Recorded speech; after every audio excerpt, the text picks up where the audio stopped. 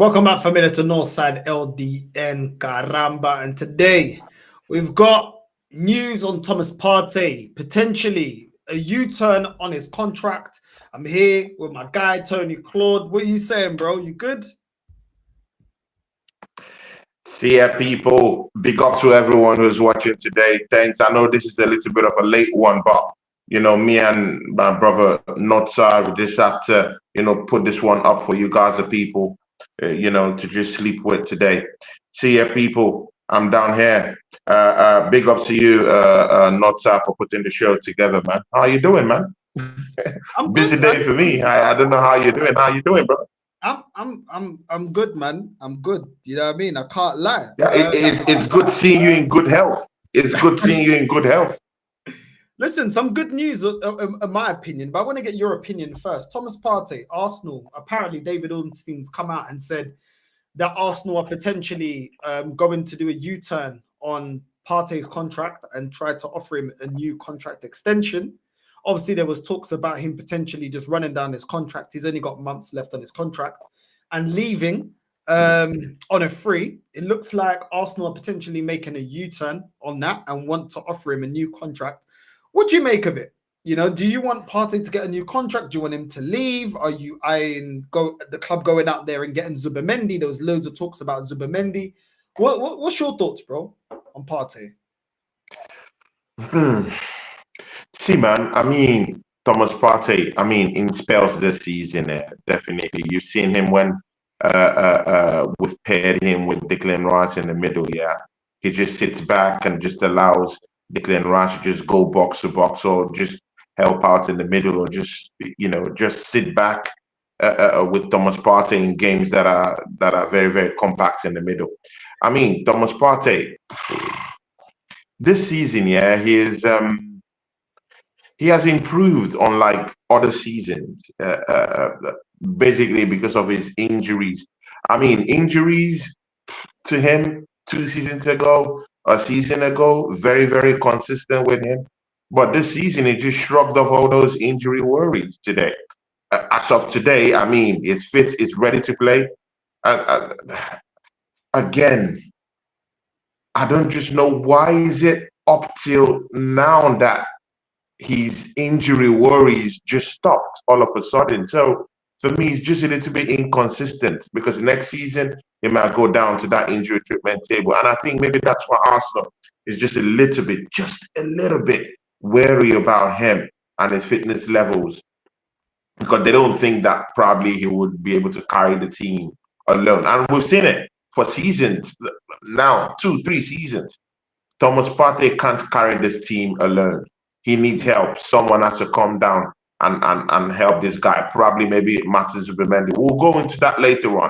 But again, Mikel Arteta has to take the fall for this one for Thomas Partey and what has happened to Thomas Partey in this football club.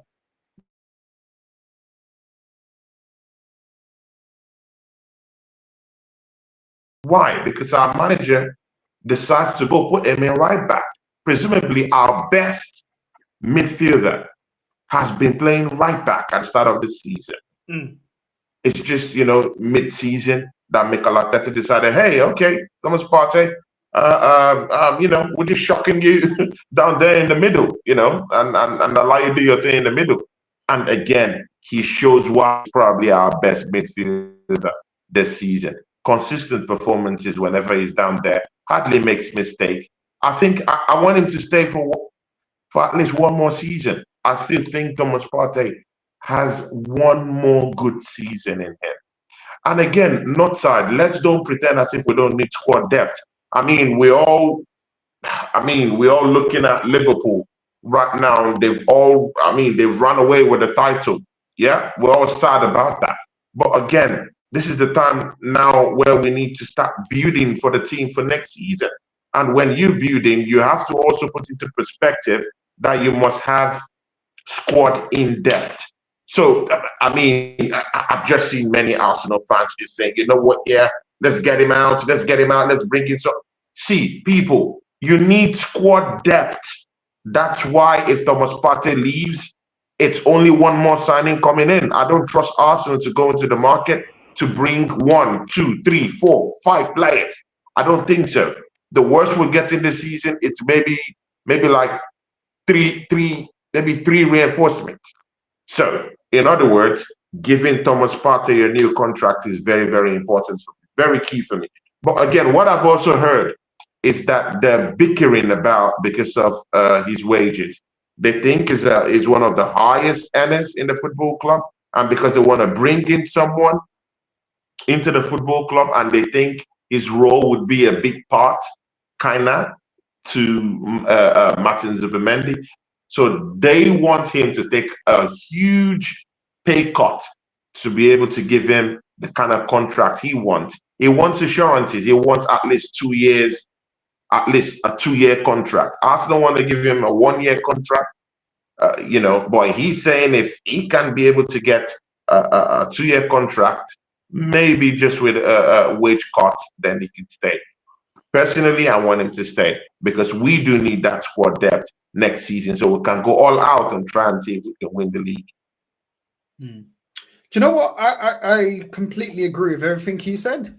I can't lie. I agree with everything you said. I think when you look at our best midfield, Thomas Partey's in there. When everyone's fully fit, Thomas Partey's in there.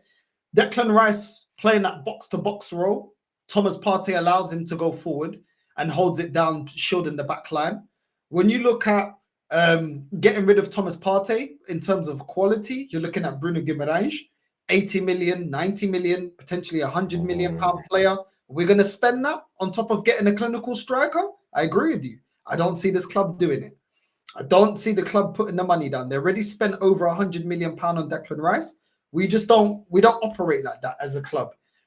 Even if you want to go and get, Paulinho was an option that we could have got, but we allowed him to go to Bayern Munich. So there was options there that we could have tried to get in to try and replace Thomas Partey, but I think it's too costly.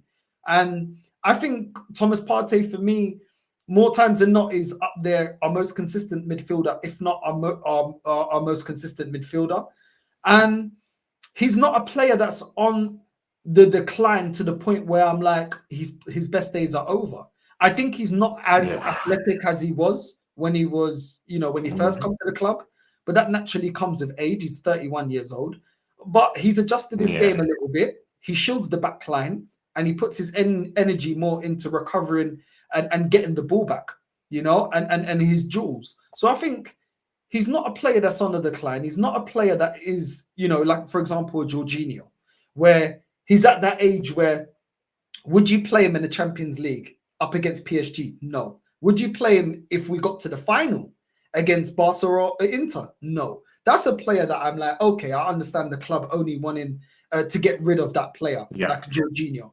Thomas Partey, I think he's done more than enough to show that, he can do it for you can give him another 2-year contract extension. Even if he's not a starter and the club go out and get Zubimendi, you can still use Thomas Partey in the FA Cup. You can use Thomas Partey in the Carabao Cup.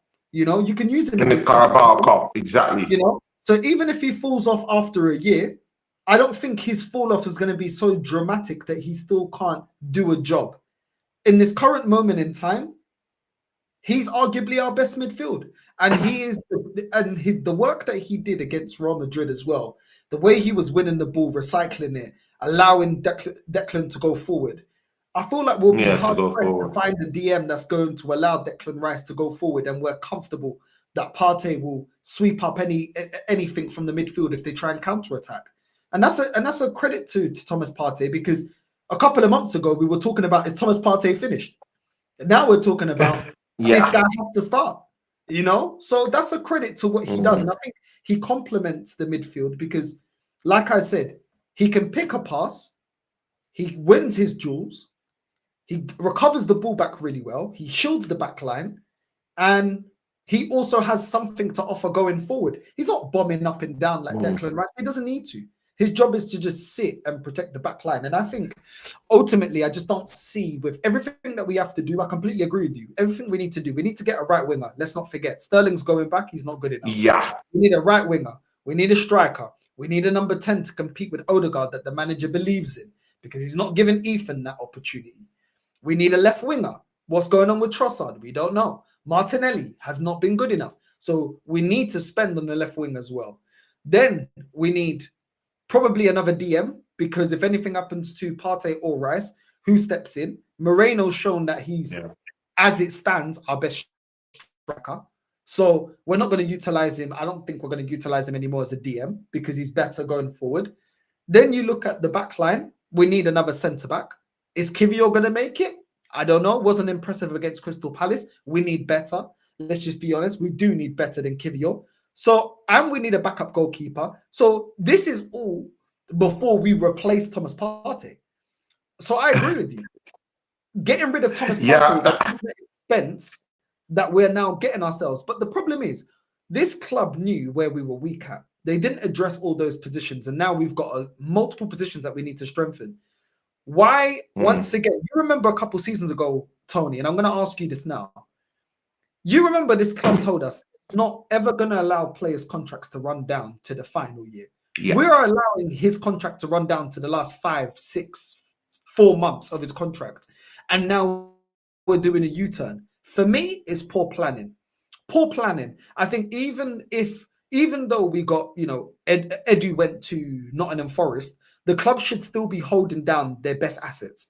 You don't need a sporting director to realize you need to hold down your best assets. So I don't understand why the club was, not.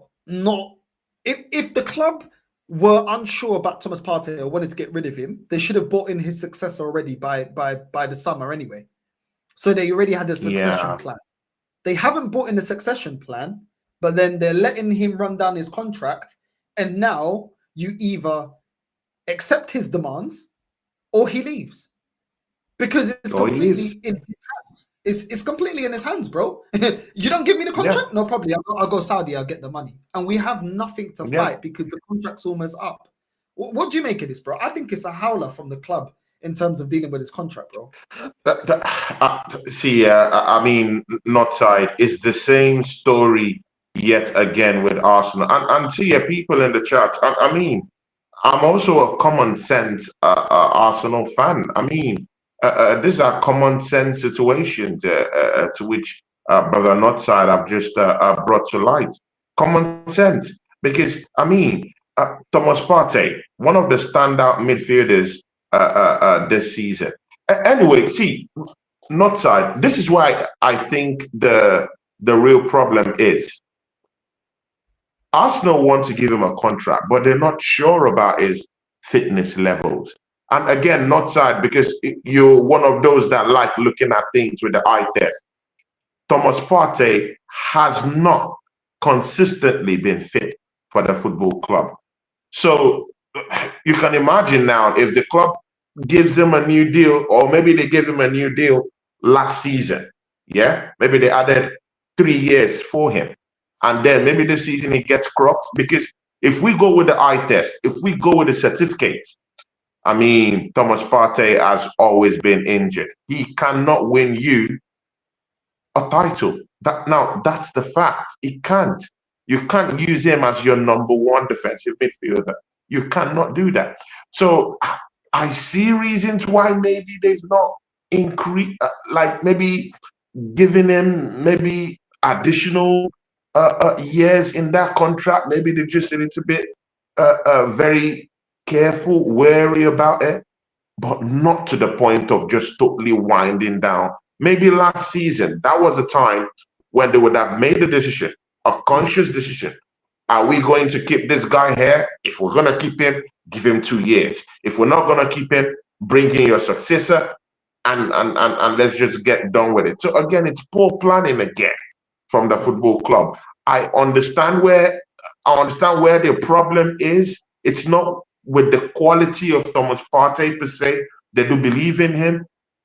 We believe in him. We understand that his skill set is of a high level, but the problem there is his consistency with his fitness levels. And I'm sorry, a season ago, he was not consistent with his fitness level. So I mean, this 50-50 threshold with him right now. If he leaves, no problem. He hasn't won us a title anyway. If he stays, good, because we need squad depth for next season. But we do need that number one guy, that number one defensive midfielder who will come in and see, brother, north side. I mean, you talked about a right winger, a left winger. See, brother, we have nearly up to 8 players that might leave this football club this summer. Let's get that correctly. Arsenal need at least nothing less than 10 players. We need nothing less than 10 players. We have Trossard. He hasn't signed a new deal. People have totally forgotten. Trossard, no deal yet. We need to know what the problem is. A deal was offered to him. He did not sign that deal. So that one's situation is up in the air. Good and okay. Throw that away. Mind you, we do need a replacement. Maybe not a replacement, but we need someone who would back up Miles Lewis Kelly down that left-hand side. Tierney is leaving the football club at the end of the season. The Ukrainian international, Zinchenko, is up in the air. Last transfer window, we were looking for active buyers. No one wanted to buy him. Inter Milan approached, but they wanted him for like about 5 million, and Arsenal didn't want to let him go for 5 million. I mean, we do bad business. We can't rake in money with the signings that we have. I mean, it's all a charade in the market. So we do need someone who would come in just in case Zinchenko leaves and Tierney leaves that spot. With Kivior, I'm a little bit careful with that one, because I think we might have misjudged this kid. And again, it's due to the manager that we have, because how many opportunities, how many times have Kivior played this season outside? I don't think that guy has played up to, I don't think he has played up to 10 games this season. I don't think so. Maybe within 9 that he has started. So, and again, I'm looking at the performances that he's given. Now that he's match fit. He was our best defender yesterday when we played against Crystal Palace.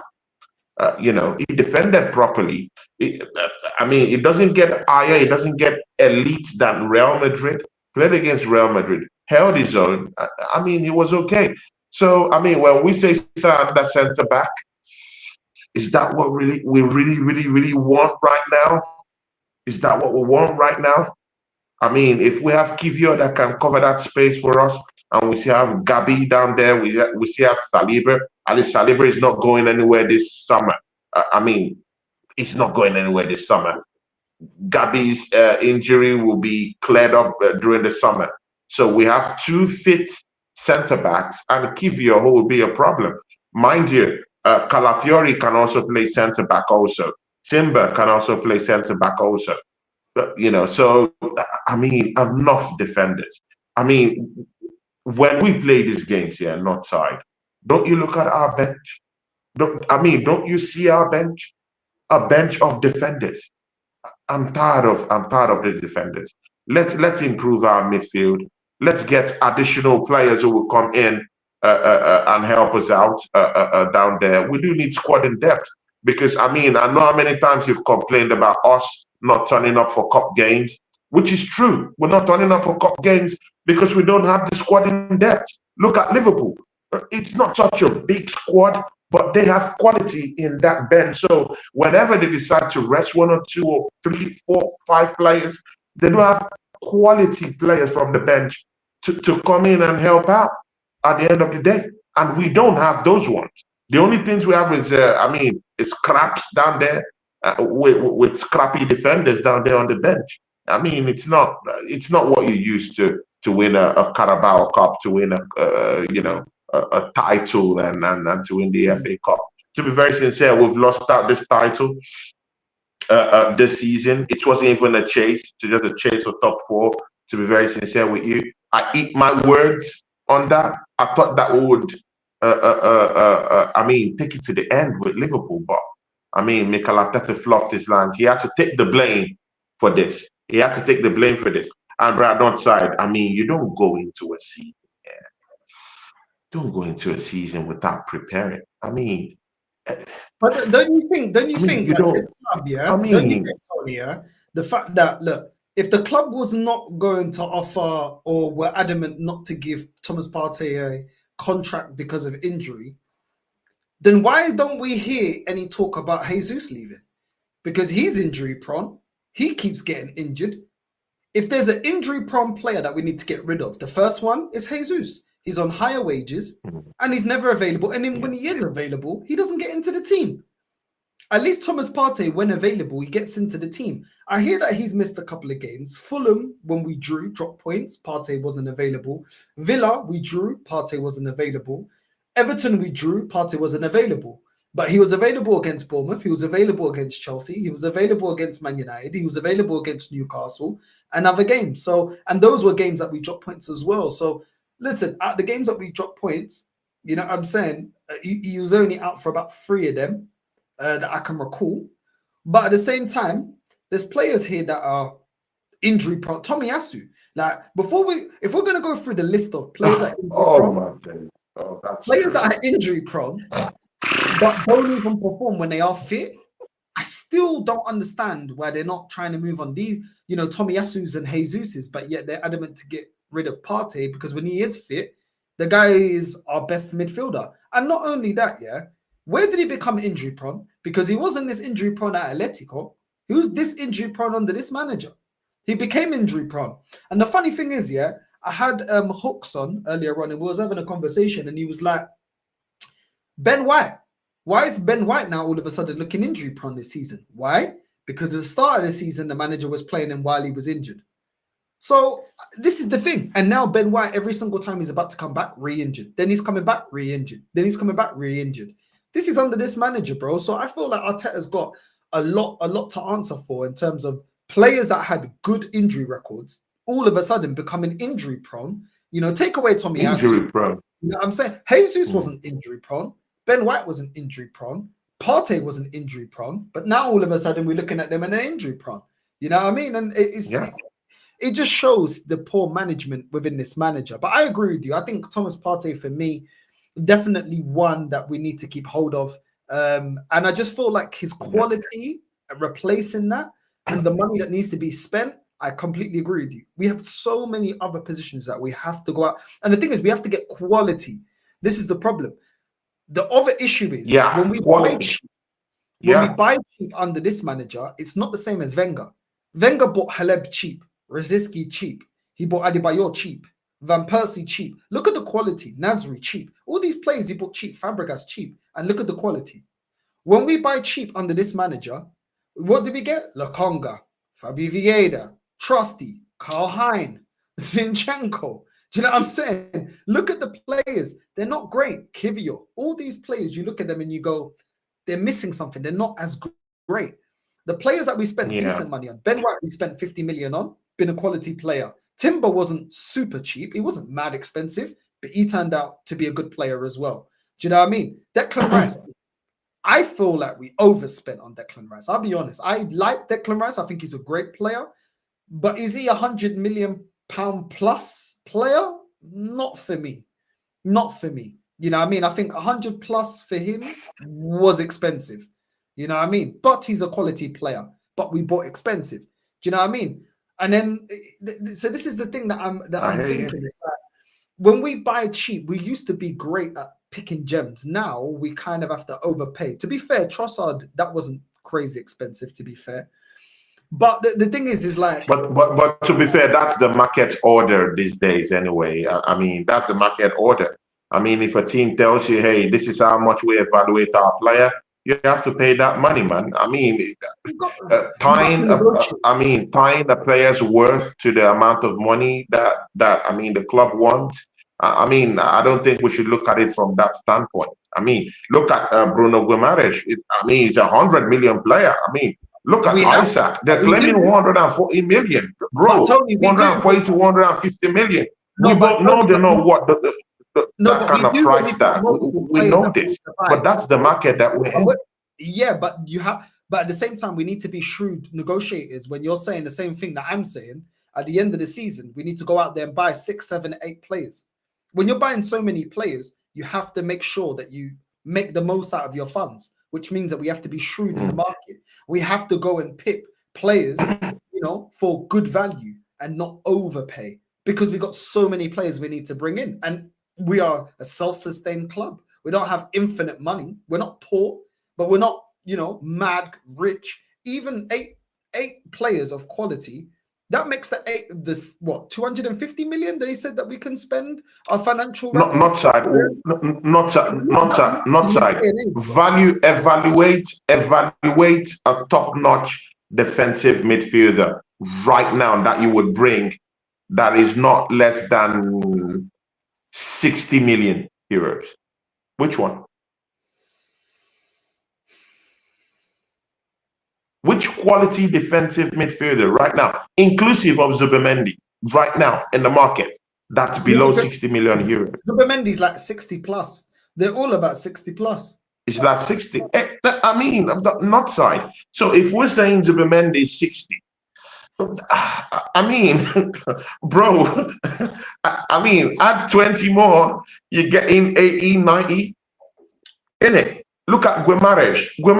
There is no way in the heavens that Newcastle would want to sell Guimaraes right now that they're not getting 100 million cap. You have to pay that amount of money. Yeah, you have to. So again, all these things is fettered to the quality of players you bring in. Quality players, a slight quality in any player you get right now. I mean, the money follows. So I mean, we can bicker about how much we got Declan Rice. Bro, that's the market standard these days. If Isaac is going for 140 million, then my brother, I mean, the market, it is what it is. Go spot quality players and bring them. That's it. You have to spend money. No, yeah, we have to. I mean, this player here, I mean, in terms of spending money, we've been linked with Liam Delap. Would you like him at Arsenal? Is that a player that you'd want to go for? Apparently, it's been reported that Arsenal, Chelsea, Manchester United are all in the race. He's got a £30 million release clause. Do you want Liam Delap? Personally, I don't. Do you want him at Arsenal? We've been linked to him. Not side.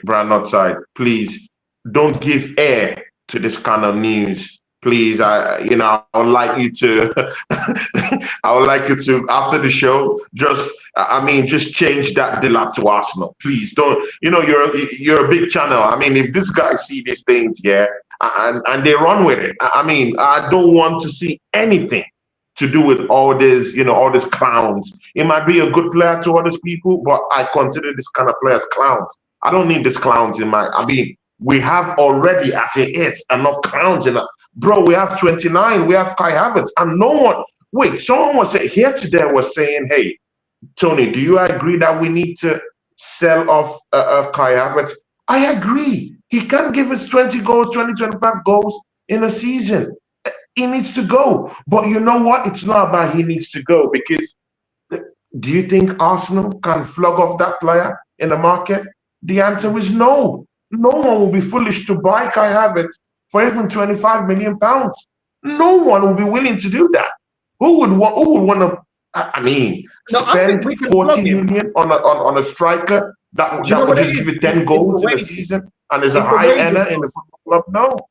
It's the wages, Tony. No. We could get rid of him for about 25 to 30 million. The problem is what would break down in the negotiations is that 250,000 a week. That is where we fucked ourselves. We will have to pay part of his fees.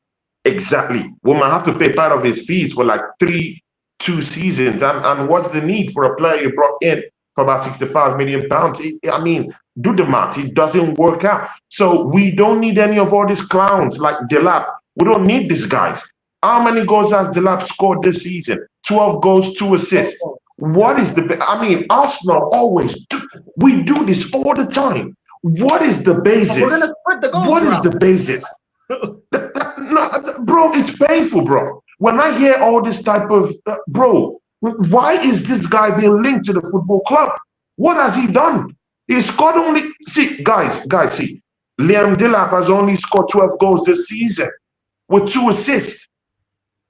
With a club that's going on relegation. Bro, I don't want to see him in our football club. Arsenal, go and negotiate with Victor Gyökeres.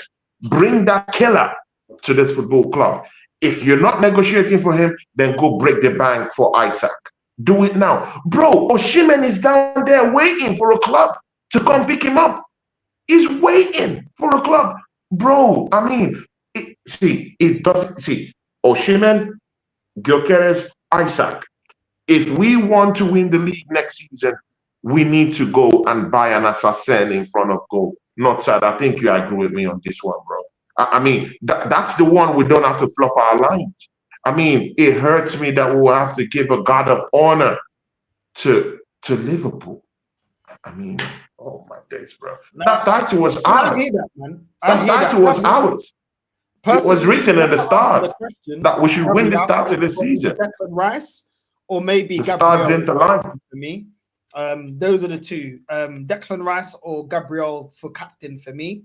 But this one here, but Tony, we really need two proper strikers. If we get Gyökeres and Osimhen, our main man, and Delap as the deputy, is that not okay? I'm gonna say this, and I'll let Tony go after. If we're looking at Delap as a backup, is he better than Moreno? I don't think so. And listen, I can't believe I'm saying this, but I don't think he is. Because at the start of the season, when we bought him as a DM, I wouldn't be comparing Moreno and Delap. But what does Delap do that is better than Moreno? Now, that doesn't mean that Moreno's world class. Let me make that very, very clear before people try and twist my words. Do I want a proper striker? Yes. The striker that I want is a striker that is levels above Moreno, not a striker that I don't think is as good as Moreno. And I don't think that Delap is as good as Moreno, bro. I don't think his hold-up plays better. I don't think his link-up plays better. I don't think the way he takes opportunities in the box is better. I don't think he's better. So why would we go out there and if we're only going to get one striker in, you might as well go get me a bad boy striker and have Moreno as backup. Personally, I would like to go and get Gyökeres. I would have liked to got a Gyökeres with a cheaper striker like a Dovbyk or a Santiago Jimenez, a cheaper striker that you could say, okay, let's see if it works out. If it doesn't work out, you break even, you make your money. If you do, all of a sudden, the value goes up, and then you keep Moreno as third choice. That's what I would like to do. Yeah, that's what I would like to do. But at the same time, we've got so many positions that we're going to fill. Let's just be honest and think about how this club is. They're going to get one striker. If you're going to get us the one striker, go get us a bad boy striker, and Moreno can be backup. There was no need to go out there and get Delap. There isn't. I'm not seeing Delap doing anything that Moreno can't do. I don't see it, bro. I don't see it. You know what I'm saying? So, listen, it is what it is. For me, if we're going to go and address every other position and we can only get one striker in, I will accept Moreno being backup and go get me a bad boy striker. But like I said, it's got to be like the names that Tony's talking about, a proper bad boy striker. If you go and get us a cheap striker, he better turn out to be like, you know, when Liverpool bought Andy Carroll, they spent big money on Andy Carroll, like 50 million or something. And then they bought Suarez on the cheap. And then Suarez became the big baller and the big superstar that nobody expected. Unless we can pull out like a Suarez level kind of deal where we go get a bad boy striker, then I'm not going to be happy. But at the same time, I completely agree with Claude. I completely agree with Tony, man. Completely agree.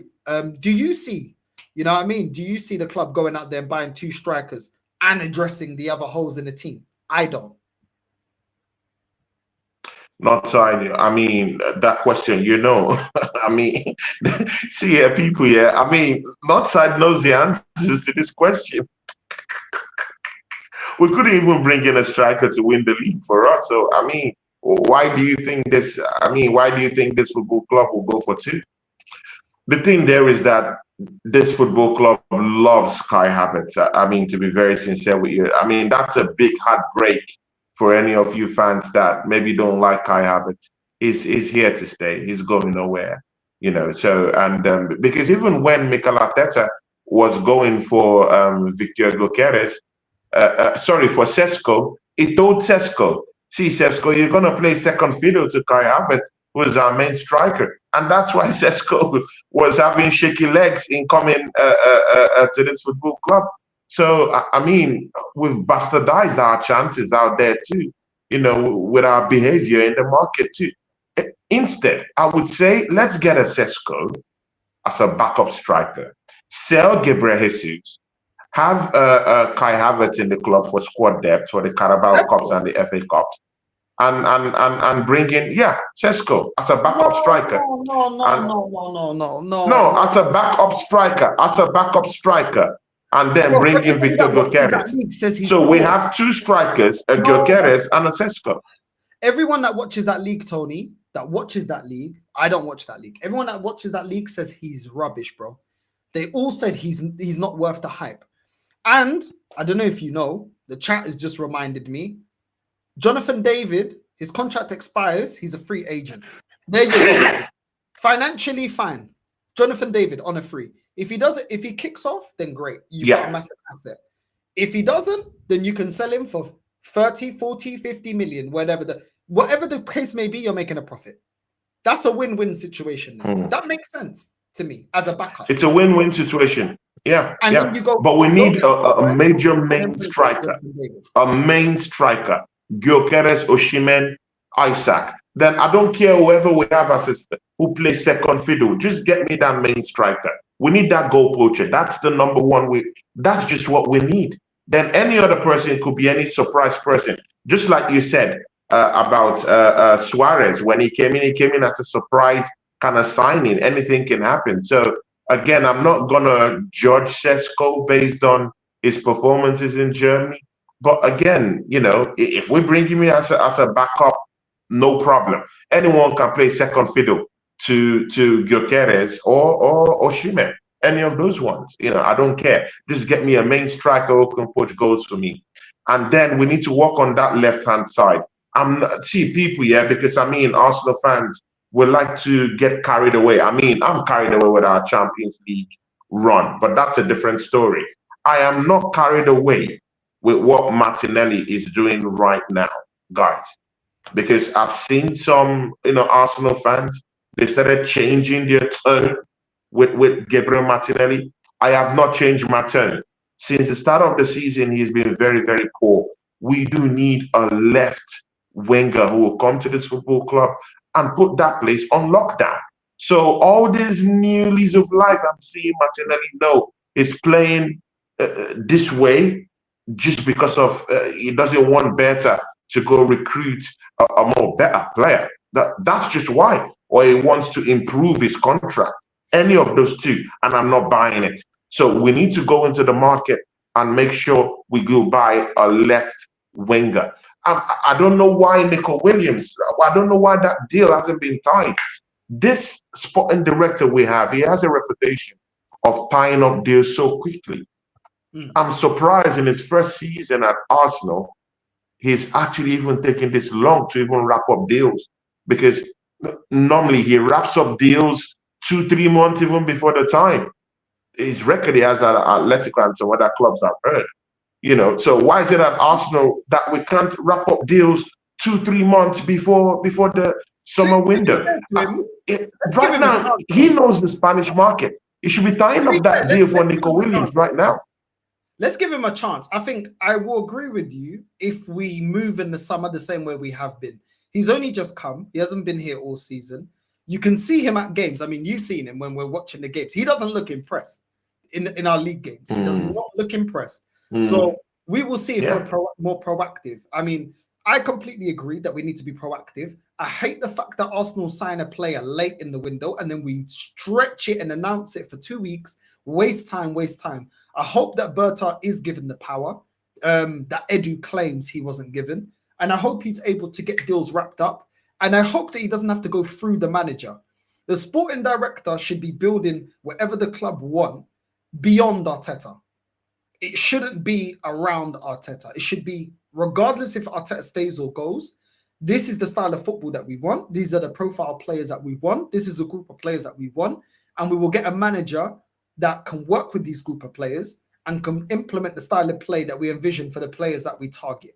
So I don't want Arteta having a say. Arteta's had more than enough say at this club in terms of signings, according to Edu. And this is why the bench is looking, part of the reason why the bench is looking the way that it is. So I hope he does have the power to make his job. I don't think he should be answering to Arteta. His credentials, his CV, what he's won in the game, as a sporting director with Atletico speaks for itself. To Andrea Berta, Arteta is a rookie, an absolute rookie. You know what I mean? And he's gone up and been able to create winning teams up against the two biggest giants in football, arguably one of them 100% Real Madrid and Barcelona. So I have way more faith in terms of player recruitment and player ID and Berta than I do in Arteta, just on credentials alone. So the next player that we keep getting linked with, and I want your thoughts on, is the 130 million euro-pound player, according to EPL Index, VIDS, the number 10 from Bayer Leverkusen. It's saying that Arsenal, City, and Liverpool are in the battle to try and get his signature over the line. Man City is the one that consistently keeps getting linked with him. Do you see Arsenal getting in a bidding war like we did with Declan Rice with Man City, or do you not see any chance? Nah, I don't think so. I don't think so. I don't think we're going for the guy. And again, Man City is leading the line for the guy. I heard that the guy is. I heard he has already even agreed to join Man City. It's just on the wraps. That's what I heard.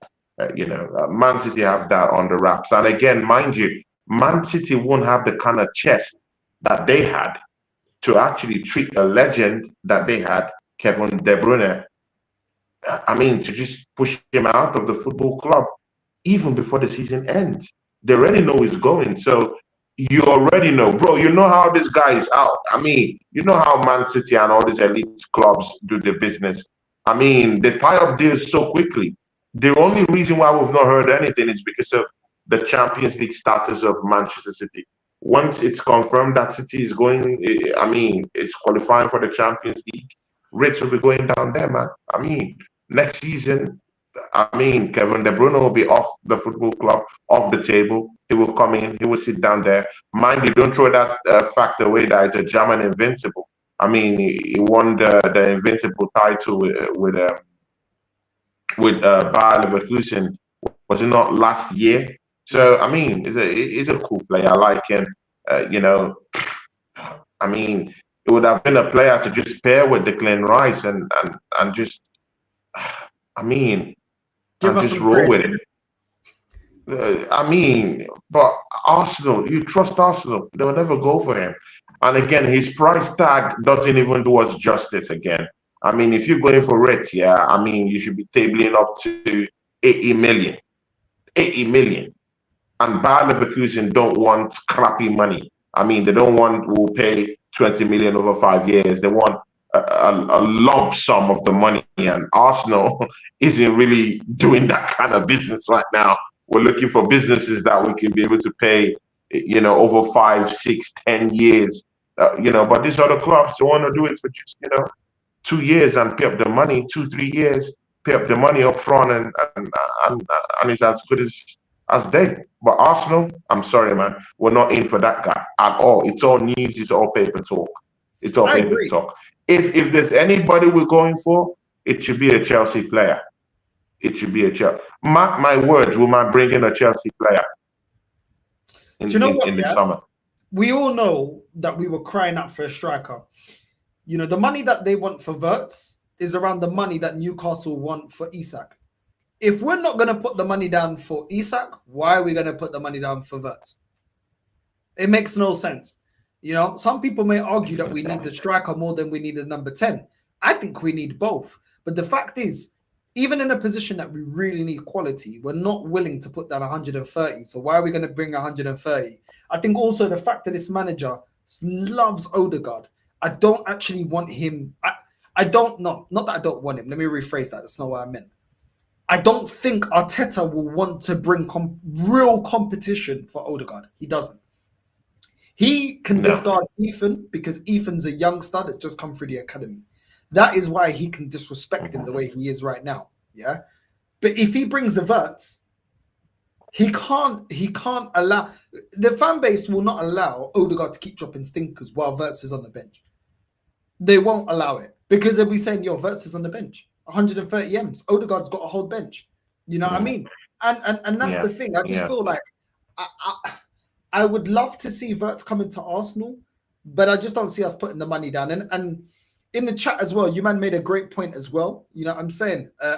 Obviously, Ancelotti's leaving Real Madrid. That's what all the reports are saying. A lot of people are saying that Alonso is one of the favourites, if not the favourite, to get the Real Madrid job. And a lot of people are saying that he's going to follow him to Real Madrid.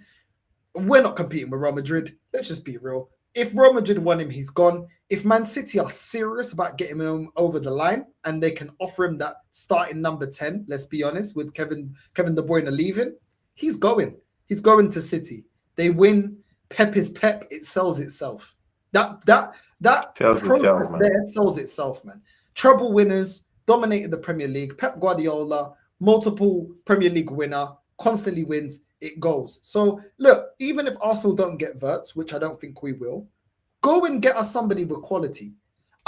Listen, as a fan, I'm not demanding that the club blow 100 plus on every position. I want quality. I want quality. Go and do due diligence and get us quality. Even if as a fan base, we don't like all the players, let the players' quality speak for itself. Timber's quality is spoken for itself. We didn't blow the bank to go and get Timber. You know, we didn't. Moreno has come in and he's actually been decent and he's showing some quality. Cool. Do you know what I mean? Yeah. Declan Rice, you spent the money. Yeah. We see the quality. Yeah. Whether we like all the players, we're fans. We don't watch every league, every player, every this, every that. It's down to the club. Arsenal used to be so famous for going out and getting players I knew nothing about. I didn't know about Nasri like that. I wasn't watching the French league. I didn't know about I didn't know about these players. But guess what? Look at the players that they became. Do you know when we Santi Catola, Alexis Sanchez? Yeah, I knew Alexis had quality, but I didn't know he would be that level. You know, because he was struggling to get into the Barcelona team. But we bought him. Yeah, we didn't break the bank completely to go and get him. And look at the quality. All we want is to identify the right players. If you have to get, you know, but be smart about it. Go and get quality. Be smart about it. A Reyes level. Arsenal doesn't do smart business. Smart business. We don't do smart business. Look Every other club beats us in this smart moves. Why are we not getting Mbeumo, bro? We can get Mbeumo 50 million. No brainer. We spent 50 million on Ben White. Bro, our fan base are a big part of the problem too. I mean, look at Aston Villa. And again, I want to ask you a big question after this. Look at Aston Villa, yeah? They looked at Rashford's situation down there in Manchester United. They brought him to the football club. I mean, they got a tune out of him. Look at how they're playing. I mean, they got a tune out of him. If you bring that proposition to Arsenal fans, let's take him on loan, at least it's better than Sterling. Some Arsenal fans prefer Sterling to languish in this football club than to bring a Rashford for 6 months to help us do a job and win a title. So even our own fan base, I mean, we have blockheads. I mean, in our own fan base. But throw all that away. Aston Villa. This is the question I want to ask you right now. I heard that Aston Villa are peeping into that view for Kevin De Bruyne. They want to bring Kevin De Bruyne to the football club. But for not side, we need squad in depth. Kevin De Bruyne said in his last interview, I think I still got it. I think I can still play at the highest levels. He's done at the highest. I'm open for business. My brother, do you think we should say, okay, you know what, yeah? Kevin De Bruyne won 2 seasons. Not for me, bro. Yeah. I don't, bro. I feel like he's at the wrong side. Because Aston Villa is looking at him right now. Aston Villa is looking at him. In fact, they've approached this camp. So, I mean, who? I mean, not side. Who are we? We've not won any title. We've not won anything. Why do we have this overinflated ego? Bro, I'll take a Kevin De Bruyne right now to win me the title next season. No, but Tony, Tony. Let me say this quickly. Okay. Kevin De Bruyne in his day was a great player. Yeah, great player. You know what I'm saying? I'm sure he'll go down as a Man City legend. But listen, every dog has its day, and we need to be able to distinguish what the player was from what he is. And that is a problem that a lot of people have with Cristiano Ronaldo. They still see Ronaldo as what he was, other than what he is currently. And currently, Kevin De Bruyne doesn't have the legs, he doesn't have the energy, and the game has You now think? been You think? yeah, bro. You think? Yes, bro. No, no, no. I don't think so. I don't think he's totally washed up the way people are saying. I don't think so. He's not totally washed up. I've seen him put up big performances this season. At this level, he's washed, bro. At this level, he's washed. If we're bringing Kevin De Bruyne at Arsenal, we're expecting him to be playing the majority of the games and contributing to the majority of the games. He can't do that. He can have one-off performances where he can perform. Even it's the same thing with Bernardo Silva. He's another one for me. His best days are past him. And there's no shame on that. They were great players. I agree for Bernardo. But they're at the wrong stage of their career. And for what we need, which is players are going to play week in, week out, players are going to turn up in big games and produce the longevity of the season, I just don't see it being good business. Is KDB not better than Odegaard? Is KDB not better than Odegaard? Do you know what? Everyone's better than Odegaard right now. But the fact that we're comparing my brother, what are we talking about? An upgrade on Odegaard? I mean, come on, bro. What are you talking about? For one season, why you recruit other players too, bro? I mean, any other player is better than Odegaard in the middle of the park. And I don't trust Arsenal to bring in a player of 70, 60, 80 million. I don't think so. I don't think so. So, I mean, I don't think he's. But let's see, innit? Personally, I don't want to see that, bro. I want players that are in their prime, players that are ready to play, players that can give me, can play for at least 95% of the season and give me, at least 8 and 9 out of 10 performances week in, week out. I don't think Kevin De Bruyne is able to do that anymore at his age anymore. And it is what it is. I think Kevin De Bruyne needs to go, MLS, Saudi, maybe MLS. Yeah, I hear you. I was just saying because Aston Villa is looking at him. Okay, then what? Okay, good. Then if Aston Villa picks him up now, because Aston Villa wants him. So if Aston Villa picks him up and he has a good season next season, then what will be your thoughts on that? Because he clearly said, I can still play at a higher level. I don't know why Man City didn't present me with any contract. That's what he said. So, and Aston Villa are now looking at him right now. What does that mean? If they pick him up and he has a good season next season, what happened? Bro, it's the same thing with Sterling. Sterling told us we're going to see a new Sterling. What has he done? He's over the hill. He's finished. He's washed. No, Sterling was totally washed up even from Chelsea. He was totally washed up. Kevin De Bruyne is you can't compare his washed up with Kevin De Bruyne. Name me on your hand how many great performances Kevin De Bruyne has had this season. Because they haven't. Come on, man. Kevin De Bruyne had good performances. At least he had good performances this season, bro. Not drab the way people are saying. Okay, for me, no, seriously, not Sterling level though. Not Sterling level though. Not Sterling level though. But again, I do agree. Let's go get quality. But I mean, do you trust this football club to go get quality? That's the problem. So I don't know, man.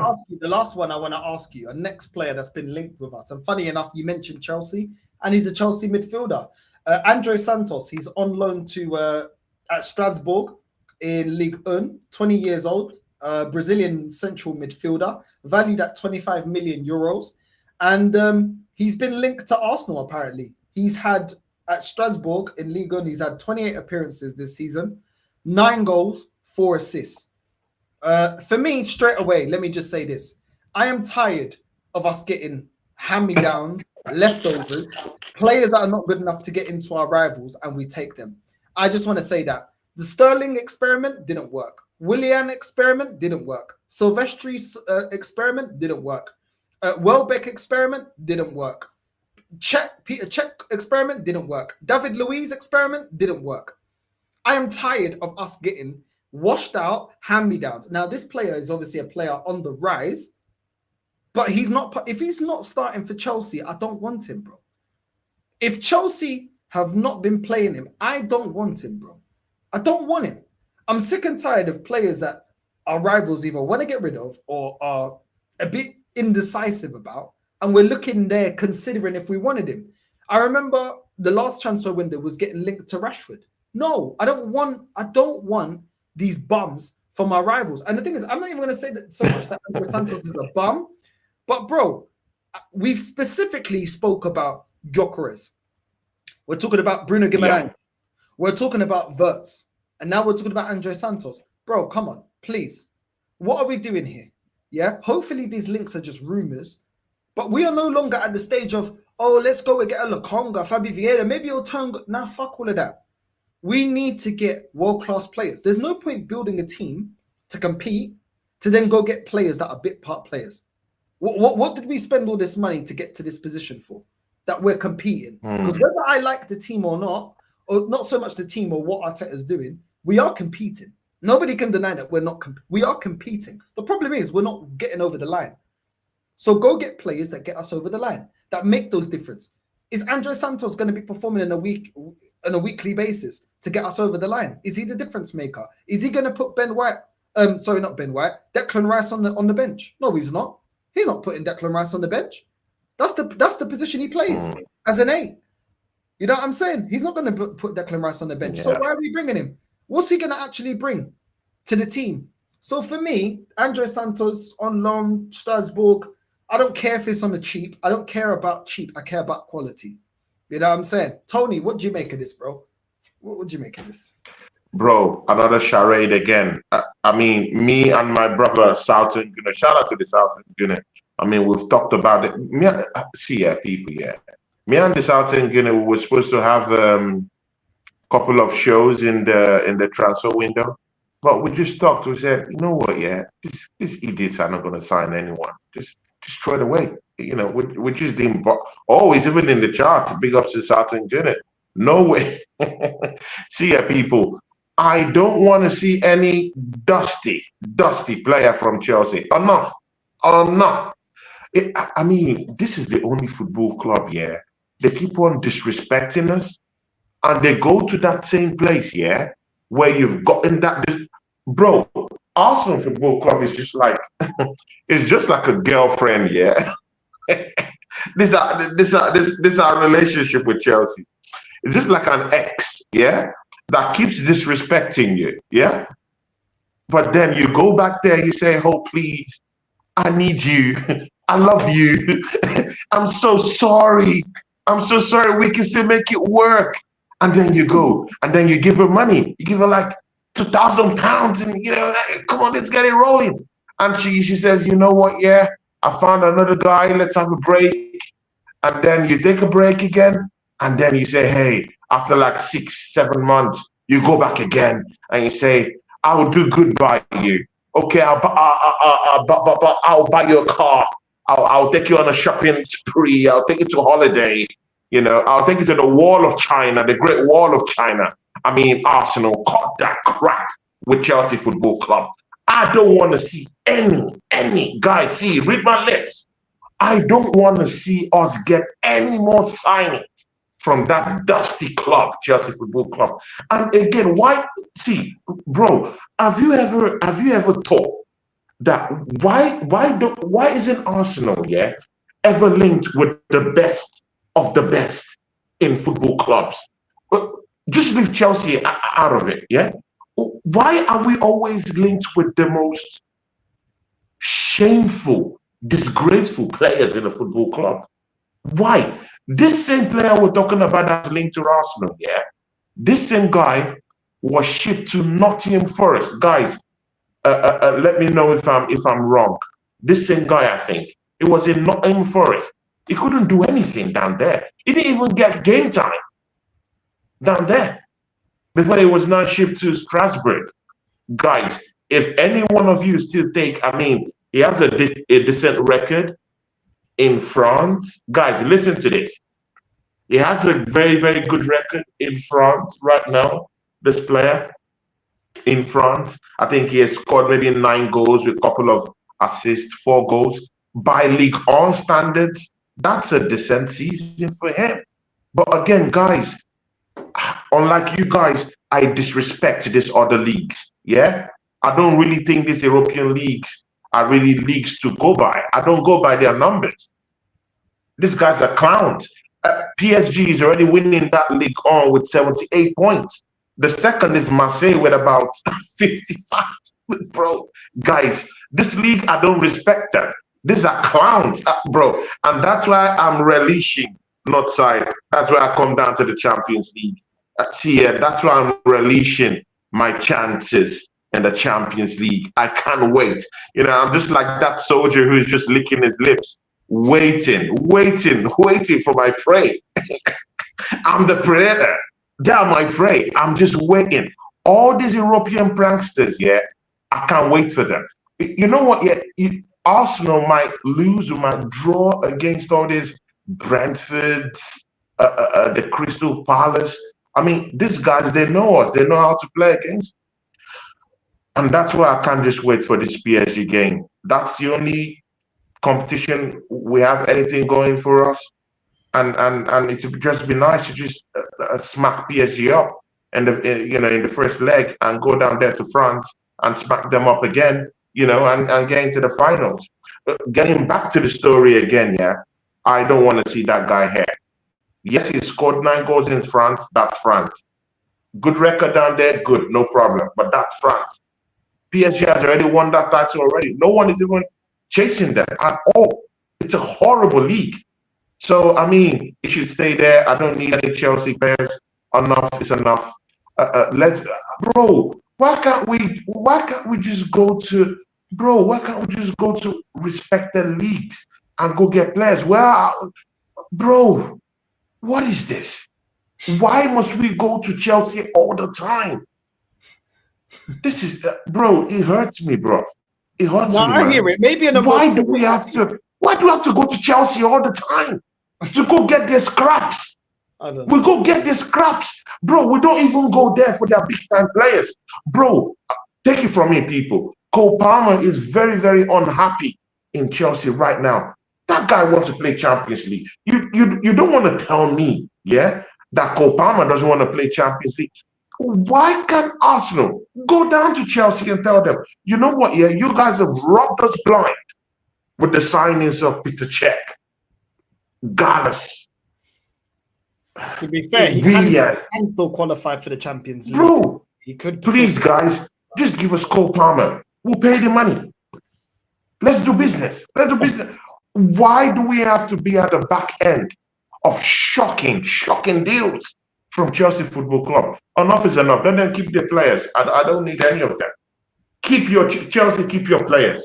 I don't need any of them. Any of them. If we're to go for any of them, let them be the best of the best. And they don't have any best players down there. Maybe Cole Palmer, then yes, let's talk business. Nah, bro. Listen, I hear it, man. Listen, I know we've got limited time. We're gonna wrap up now. Quickly, before we wrap up for Tuesday against PSG, quickly, what's your match prediction, bro? What's your match prediction for PSG? Bro, see, I keep telling you, I mean, I had my last show, I had a show with brother Latimer's Prime, Chelsea supporter, great guy. And I told him, I said, see, bro, we're gonna smash this PSG people up. I don't respect these European teams. The only European team I respect right now is Inter Milan.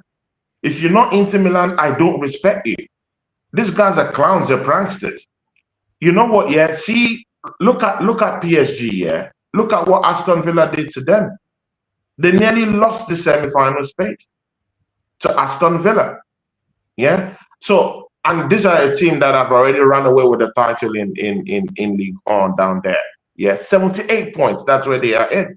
The second down there is about 50. See, bro, it's a charade. These are clowns. We're going to beat them up. And you know what? Yeah, I do really think that their defense is shaky. Yeah, they do have players that can hurt us in the counter-attack. They do have players that are faster, that have improved their games this season. Bakola is a very, very good player. I like him. I like the guy. Hakimi, world-class player too. Dembele has also been great too. But don't forget, Kvaratskhelia is also a good player too. But again, man, see, styles make games. And I do think that our styles will be very, very, very uncomfortable for them. Yeah, they might get into spaces. They might, because most of the time, Their counterattacks are quicker. Their transitions are quicker and faster too. They do have technical players down there too. But again, their defense is also shaky too. McQueen has a mistake in him, whether we like it or not. You know, so there's some questionable, very, very questionable players that they have down there. Pacho might be good, but it's also a questionable player defending too. They do have Vitinha, who is in the middle of the park. Neves, who's in the middle of the park too. But these players, they just kind of like just leave that midfield wide open when they're actually probably maybe attacking or something like that. They leave it wide open. They're out of space. And Arsenal can actually counter them and open them up, you know, with that. And we're at home in the first leg. Let's do the first job at home. Let's win it 3-1, and then go there to their home, stink up the place with a defensive masterpiece, 1-1, and then we get straight into the final. Bro, this is going to be an easy game. Bro, see, read my lips, yeah? This is going to be easy. I called it against Real Madrid. No one believes me. This is gonna be easy. It's gonna be easy, bro. We're gonna beat these people up.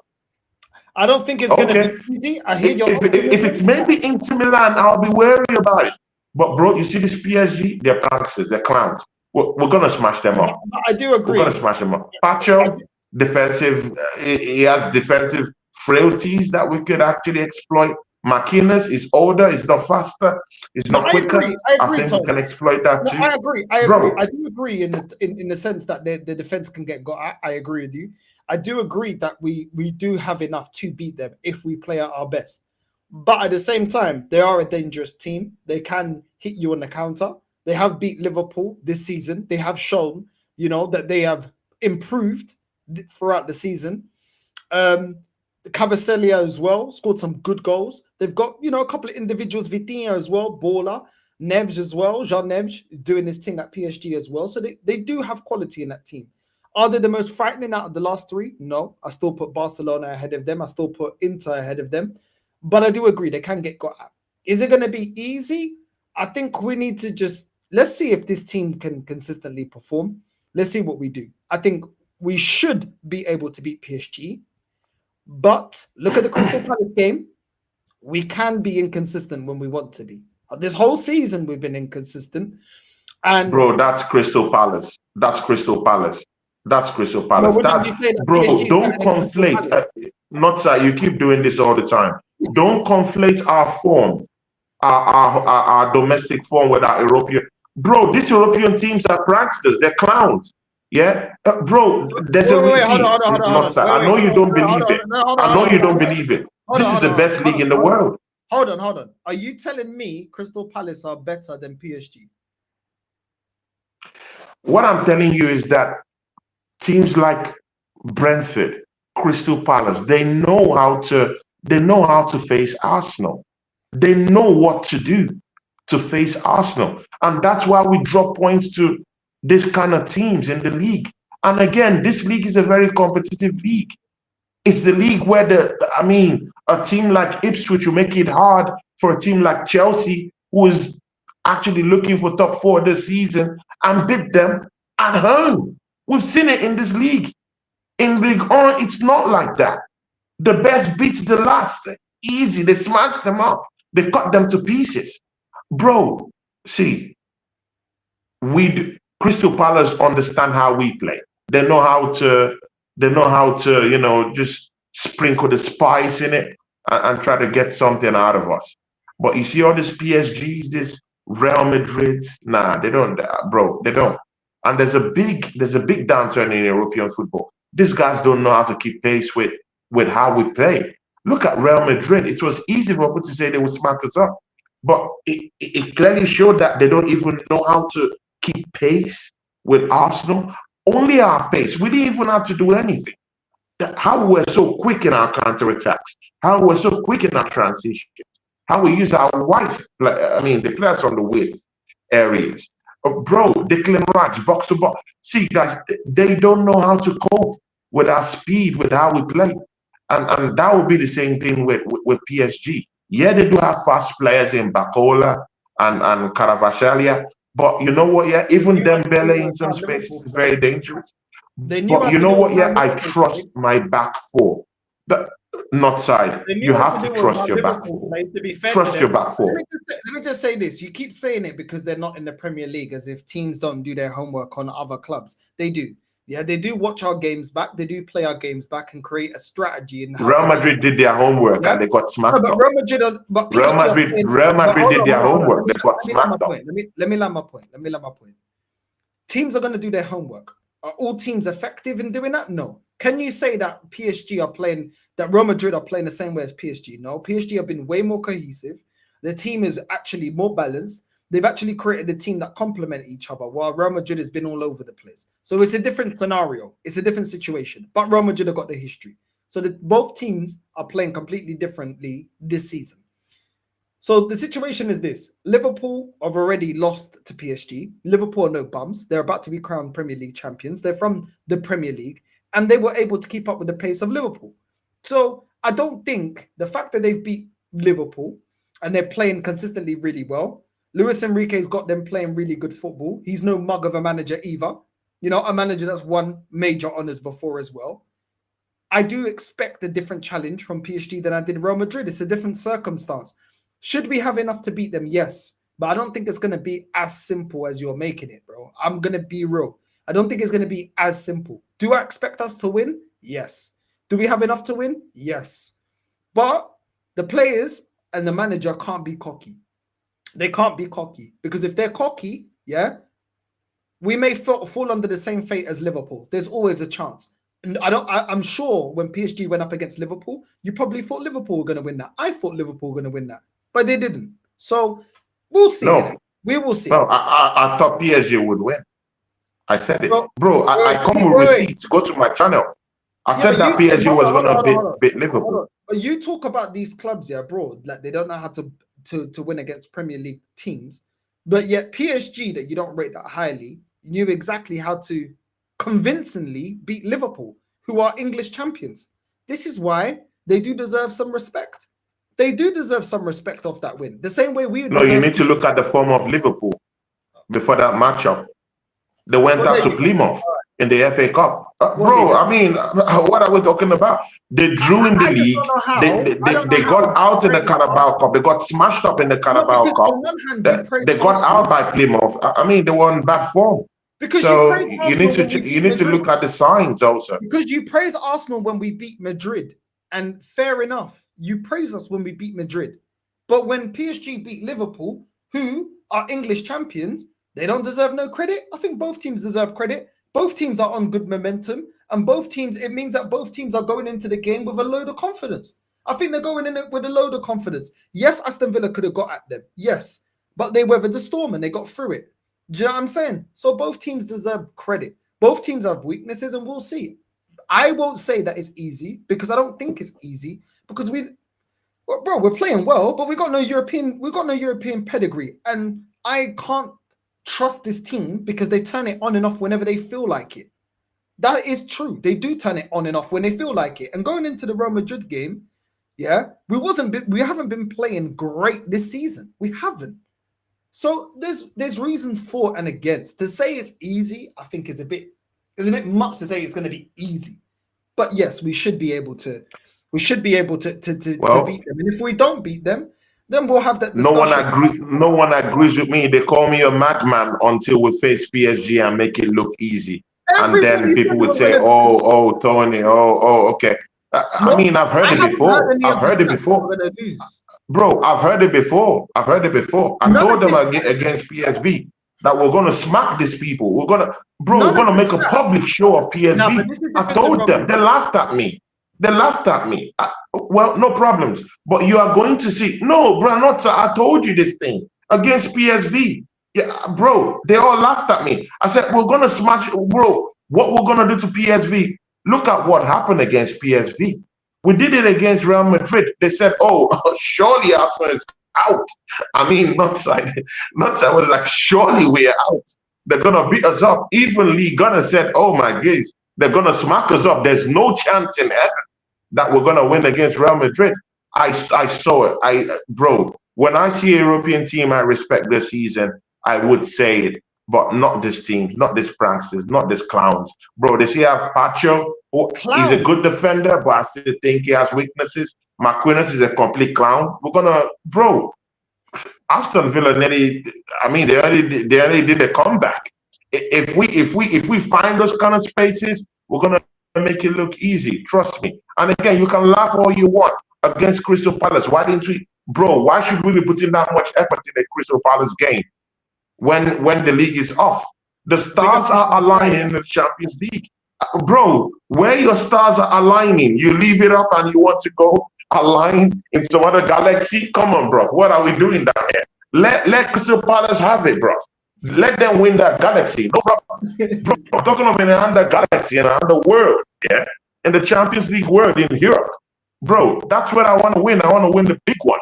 I'm not calling anything big fish or whatever. I don't dwell in all this crap. What I dwell in is this is a big competition for us, our only competition for us to win. And let's go and win it. And we have a chance against PSG. And guys, don't act as if we've not beaten PSG before. They only added 2 players to this team to make it all cranked up right now, to look how it is right now. Yeah? The whole fabric of this team, we've beaten them before. This year, okay, no this problem. season, in the group stage of the Champions League. So let's don't sit down and pretend that we've not beaten PSG this season. We will see what happens, and by your own logic, we're already beaten PSG. Inter Milan has already beaten us this season. So if we face Inter Milan by your logic, we're losing the final because they already beat us this season. It works both ways. No, I did not say we're gonna lose. I said they are a team I respect. So it will be the team who wants it more wins it. So the stars are not aligning if we face Inter Milan. If the stars are not aligning. it's not. It hasn't fully aligned with Inter Milan. But you know what? Yeah, that's the amount of. But see, that's the amount of disrespect I have for PSG, Real Madrid, and all these pseudo teams. They can't cope with us, and we didn't even have a striker, bro. I mean, and one thing, see, not side. You clearly disrespect and disregard our defense. I mean, it's good and okay. I see what Saliba is doing. You know, making all these mistakes in spells. No, hold on. I get that, but we didn't lose those games, though. Tony, we didn't lose those games. No, hold on. We didn't lose those games. Hold on. I predicted that we're going to win the game. You're talking like I've made the same prediction against Real Madrid. I predict that we have enough and we should win the game. But I'm not taking PSG for no mugs. I'm not taking them for no mugs, and we are in no position to be taking anyone for a mug because we ain't won the European competition. We are on good form. The players need to consistently perform and need to get over the line and keep up the good levels. The reality is this: if your barometer is we've beat PSG before, so we're going to beat them again. Cool. The stars are aligning. But guess what? By your same prediction, it works both ways. If we see Inter Milan in the final, stars are aligning for them because they're already beating us this season. 1-0. It only took 1 goal and we didn't score anything. So it works both ways. But I get the positivity, but I think it's too much, saying, oh, it's easy. I don't think it's going to be easy. Bro, it's not about positivity. It's about we're beating these teams. It's not about, bro, throw away, but I'm not positive. It's about the fact. Bro, we're mauling these teams. Can't you see it? Bro, what is this? Are we in a circus clown show or what? We're beating these teams. We're mauling them in Europe. Europe is not our domestic league. We're beating these teams in Europe. They don't know how to stand us. They don't know how to play against us. Bro, Inter Milan is the only team I fear. And you know what? You're talking about stars aligning. Let me give you perspectives to that. See, bro, not side. Let me tell you this, yeah. See, not side.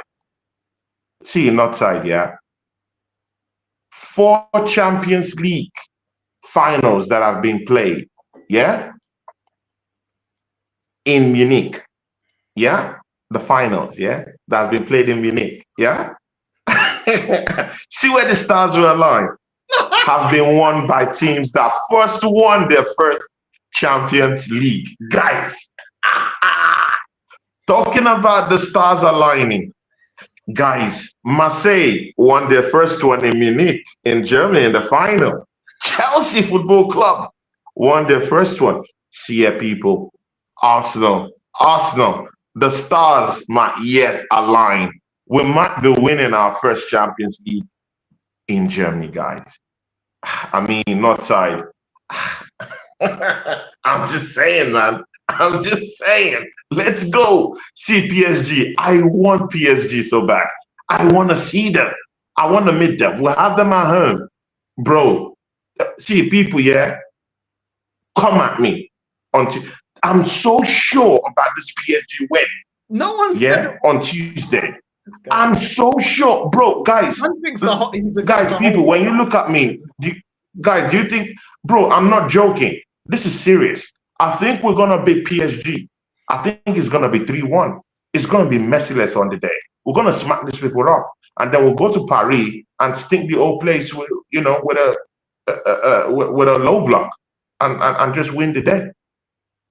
So I mean, not that you can laugh all you want, but I'm unfazed by that. I mean, people laughed at Real Madrid, bro. Whatever I'm experiencing right now, it's okay, bro. The amount of pushback I got with the PSV prediction at the start, with the Real Madrid prediction, bro, they all laughed me off. But now no one is laughing me off right now. Actually, they even think, bro, people even come to me right now to even get betting tips. So, I mean, come on, man. So, guys, let's see what happens, man. And I just hope Northside will eat his words next week. Guys, I will be back. We will be there. Okay. And when I come back, Northside, be ready to eat your words. Before we end the show, yeah, this guy wants to do the whole world is against me. Everyone is against me, yeah? I have predicted that we beat PSG. Say it with your chest. Say it with your chest. I have. The only difference I said, yeah, is we can't take them for mugs. We can't be calling them clowns, yeah, because they did win against Liverpool. And they're not a joke of a team. They're a decent team. They're a cohesive team. They're not a one-man team like when it was Neymar and Mbappe and Messi and stuff like that. They're a cohesive team. So all I was saying to you is saying it's easy, I think is a little bit too much. I don't think it's going to be easy, but we should have enough to win. But you're going with these lot of clowns. This is easy. I don't fear them. Everybody's laughing at my takes. It's about how much you're saying it's easy. I don't think it's going to be easy, but it is what it is. It is what it is. Nobody in the chat, to be fair, everyone in my chat, everybody's been saying, yo, we should be able to beat PSG. Everybody's been saying it, bro. No one said that, oh, I expect us to lose against PSG. Most people. Yeah, then say it with chest. Yeah, then say it with chest. Then say it with chest. Do it, bro. We're gonna beat PSG. Say it with chest, without any reservation. Say it. Nah. Northside, say it. It's easy. No. So that's what I'm talking about. But I'm here. I'm putting my reputation on the line. This club, yeah, is let me down for 21 years, yeah. I believe it when I see it. That's how I am with this club. They've let me down 21 years, bro. So I believe it when I see it, bro. You know what I'm saying? I believe it when I see it. Up until then, I'm going to be skeptical. You know what I mean? But it is what it is. Make sure, Familia, big up to everyone that's locked in. Make sure you're liking and subscribing to Tony Claude Gunner TV. You know what I'm saying? Even if you don't agree with his takes, you got to admit he is funny. You know what I'm saying? So make sure you're liking and subscribing to Tony. Make sure you subscribe to the channel. We're en route to 17K. So big up to everyone that's supporting. We are going to redirect to the emergency meeting. I won't be able to jump on because I got an early start at work today, unfortunately. So I won't be able to jump on. But big up to my guy Lee every single time. Make sure you like and subscribe. Northside Red on the way in. And make sure you subscribe to Tony Claude Gunner TV. The link is in the titles. Make sure you go over there. I need everybody snitching, everybody telling, because I need to see all the takes. Send me all the clips. If we don't win the Champions League, we need content to cook him. After that, big up Tony for jumping on. My G, and we're out, man.